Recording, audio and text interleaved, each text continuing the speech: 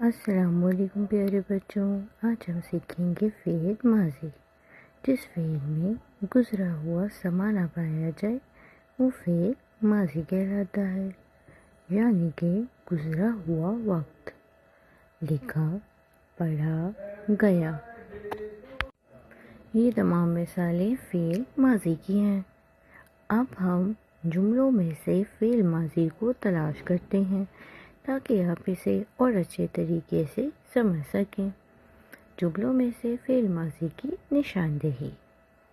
تو سب سے پہلا جو جملہ ہے وہ کچھ اس طرح سے ہے، اور وہ جملہ ہے لڑکی نے خربوزہ خریدا۔ اس جملے میں خریدا فعل ماضی ہے۔ وہ خوب دوڑا، یہاں پر دوڑا فعل ماضی ہے۔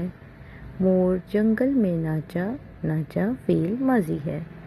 نور نے سبق پڑھا تو یہاں پر پڑھا فعل ماضی ہے۔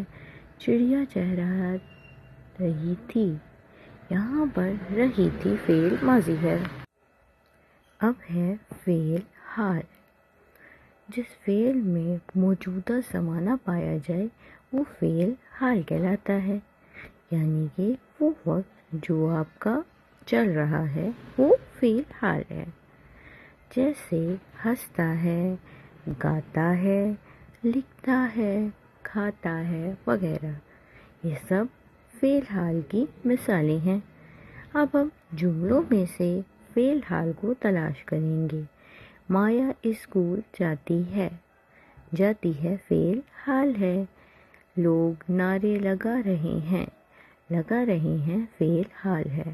خواتین کپڑے دھوتی ہیں، دھوتی ہیں فعل حال ہے۔ میں خط لکھتا ہوں، یہاں پر لکھتا ہے فعل حال ہے۔ ساتھ کتاب پڑھ رہا ہے، اور اس جملے میں پڑھ رہا ہے فعل حال ہے۔ اب ہم سیکھیں گے فعل مستقبل۔ جس فعل میں آنے والا زمانہ پایا جائے وہ فعل مستقبل کہلاتا ہے، جسے ہم انگریزی میں فیوچر کہتے ہیں۔ اب ہم اس کی مثالیں دیکھتے ہیں، جیسے لکھے گا، پڑھے گا، جائیں گے وغیرہ، یہ تمام فعل مستقبل کی مثالیں ہیں۔ اب ہم جملوں میں سے فعل مستقبل کو تلاش کرتے ہیں۔ پاکستان ترقی یافتہ ملک بن جائے گا، یہاں پر بن جائے گا فعل مستقبل ہے۔ لڑکیاں گانا گا رہی، لڑکیاں گانا گائیں گی، اب یہاں پر گائیں گی فعل مستقبل ہے۔